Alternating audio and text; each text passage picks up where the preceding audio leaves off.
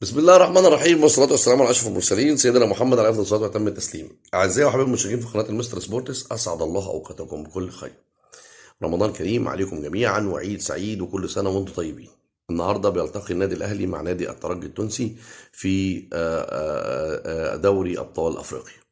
النادي الأهلي وما يدور حول ما يحدث في النادي الأهلي وكواليس ما يحدث في النادي الأهلي والحوارات اللي كترت في النادي الأهلي. المستر النهاردة من قناة المستر سبورتس هيلخص لكم الحوار ده كله يا جماعة، وكلام مش هتسمعوه في أي مكان بره، لأن المنابر الإعلامية اللي بره، معظم المنابر الإعلامية ديت مدفوعة الأجر. يعني إيه مدفوعة الأجر؟ يعني لها اتجاهات، واي حد هيكون له اتجاه مش هيعرف يعني يتكلم بما يرضي الله.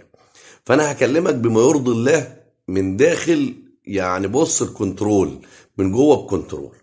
اللي بيحصل في النادي الاهلي حرفيا يا جماعه، ويا ريت كل واحد يركز معايا كده وخد كلامي وفكر فيه. يعني اعتبر ان الكلام ده يا عم مش هتقتنع بيه، بس فكر فيه. ايه اللي بيحصل في النادي الاهلي يا جماعه؟ النادي الاهلي فيه مجموعه من الناس مستفيدين من الصفقات اللي بتتم داخل النادي الاهلي. هذه الصفقات سواء كانت لاعبين او كانت مدربين.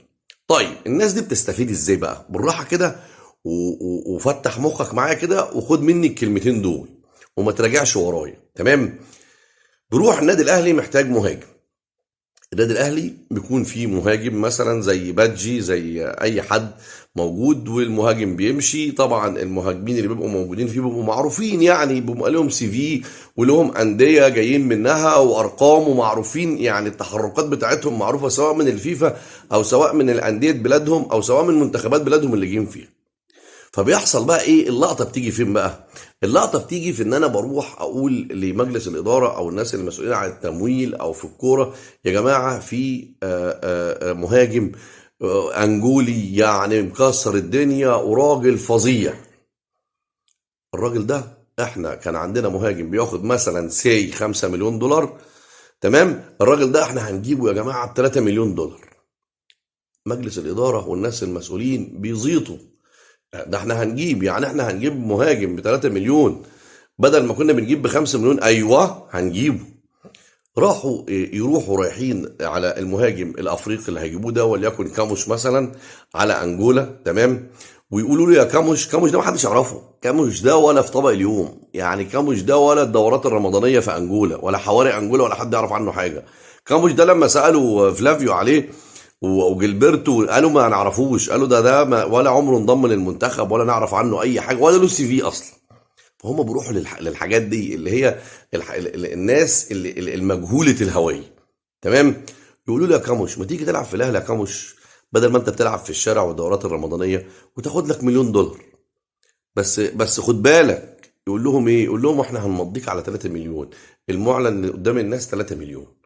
اوكي يا عم. الراجل اصلا مش لاقي. بقول لك الراجل لما سالوا عنه فلافيو قال: انا ما اعرفوش اصلا ولا بيلعب في انديه ولا في منتخبات. يروحوا جايبين المهاجم من دول يا جماعه، ويروحوا جايين ممضيينه على عقد ب 3 مليون دولار، وياخدوا ال 3 مليون دولار عشان يديهم لمين؟ للاعب. 3 مليون دولار دول ما بوصلوش للاعب. 3 مليون ممكن يوصلوا مليون على حسب ما هم متفقين معاه، وتمشي الدنيا كده.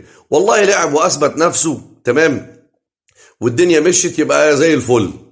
ما مشيش، يبقى بقى اللي بيحصل مع كاموش واللي حصل مع موديست واللي حصل مع واللي حصل مع واللي حصل مع. ده الحوار اللي بيحصل حرفيا، وما ترجعش ورايا، مع صفقات النادي الاهلي بالنسبه لي اللاعبين. بالنسبه للمدربين نفس اللي بيحصل مع اللاعبين بيحصل مع المدربين برضو، نفس القصه. احنا عندنا موسيماني ولا عندنا اي حد بياخد كام؟ بياخد 3 مليون دولار في الموسم مثلا يعني. طب ايه رأيكم؟ احنا عندنا مدرب يعني خطير، اجنبي خطير، هياخد 2 مليون. ازاي يا عم؟ ده الراجل ده بياخد 3 مليون ولا 4 مليون، هتدفع لده 2 مليون؟ قال له: ايوه ده مدرب خطير. المدرب اصلا ملوش سي في وملوش انديه دربها، ومدرب اصلا مدرب دورات رمضانيه وكره والحاجات دي، ملوش في قصص الانديه الجماهيريه الكبيره يعني. يروحوا رايحين للمدرب زي يستروب كده. يستروب اللي هو بيلبس البدله تحس ان هو رايح يعزي، يعني راجل دبلوماسي، تحس ان هو شغال في حاجه دبلوماسيه، مش مدرب كوره.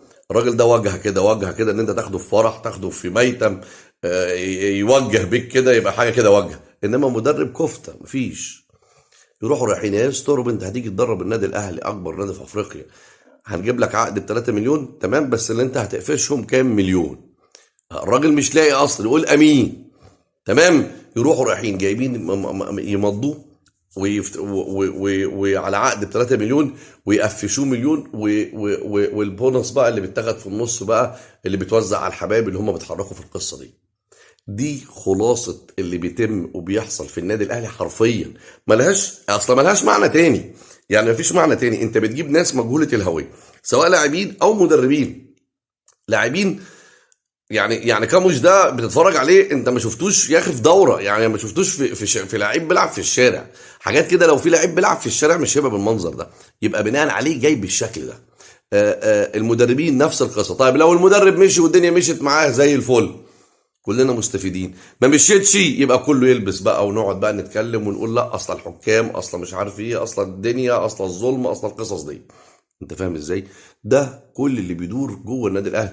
انا فاكر عليها عبله كامل قبل كده كان قالت ان الاهلي ده لو جابوا له ده كربط هيدربه هيكسب بيه. هم عقليتهم كده، بس مش عارفين بقى حاجه جديده حصلت واتغيرت، ان عقليه اللعيب الحالي ابو ملايين دلوقتي اتغيرت برضه. يعني مش زي لعيبه زمان، مش زي ابو تريكه وبركات ومتعب والناس دي وحسام غالي والناس دي. الدنيا اتغيرت والعقليات اتغيرت. فاللي بيحصل في النادي الاهلي يا جماعه فساد اداري. اللي بيحصل في النادي الاهلي يا جماعه اهدار للمال العام، والله اهدار للمال العام. لما يجي واحد زي يسترب اللي كفتجي والله ما بيعرف يعمل كفته كمان، ولا له في التدريب ولا له في اي حاجه، وبيقفش بالعمله الصعبه. واحنا لنا ظروف وبلدنا لها ظروف، وبيقفش بالعمله الصعبه ومش بيديلك اي نتائج ولا مديلك اي حاجه، ولا خطه ولا تشكيل ولا تشكيل ولا تغييرات ولا حاجه نهائي. ما هم بس هو غصب عنه، الراجل ما بيعرفش. الراجل ما بيعرفش. لما تجيب راس حربه فرود لاكبر فريق في افريقيا، فرود لاكبر فريق في افريقيا، تمشي موديست تمام، وبعد موديست معرفش موديست ده على فكره اسمه محل ملابس عندنا في اوسن اسمه موديست، واخد بالك. مالوش في الكوره الراجل، مش في الكورة. الراجل اصلا جسمه يعني الجسم الرياضي اللي احنا عارفينه مش متوفر عنده يعني اقل الامكانيات في الموضوع ده تمام. تروح جايب كاموش مين يا جماعه؟ كاموش ده ولا له في الكوره ولا يعني لو يعني يمكن عمره ما لعبها وهو صغير. فاللي بيحصل حرفيا زي ما خد ورا المستر، خد من المستر وما ترجعش ورايا.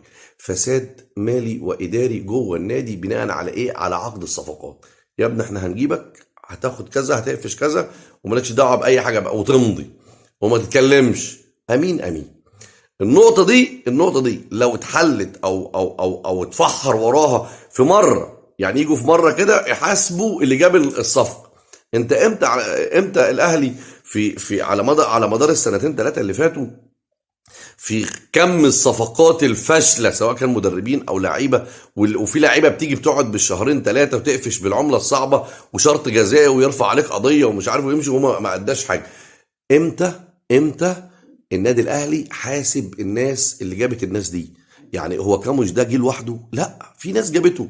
طب تعالى لي اللي جبته انت دلوقتي. الراجل ده انت جبته بناء على ايه؟